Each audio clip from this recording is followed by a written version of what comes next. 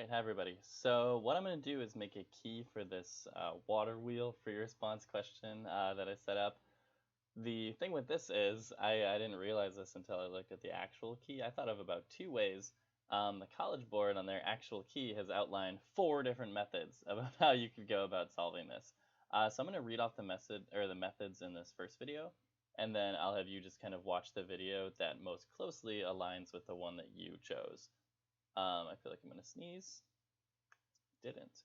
Okay, so method one, kind of your experiment revolves around you starting the platform rotating and letting it rotate freely, and then you're going to measure the angular velocity at two different times, figure out, hey, what's our change in angular velocity over these two different times, so making some sort of experiment that will do that. Method two is saying apply a known external force tangential to the rim of the initially motionless platform, measure the change in angular velocity as in method one, also measure the radius of the platform or some other valid measurement of the lever arm. So you're saying, hey, we can figure out how much it should be rotating, how much is it actually rotating, then there's that frictional torque that must be kind of slowing it down. Then we're going to say measure the torque for method 3, measure the torque needed to maintain the platform at a constant angular velocity, determine the torque if the torque is indeed constant by measuring the angular speed at two different times, seeing if they're the same within experimental uncertainty.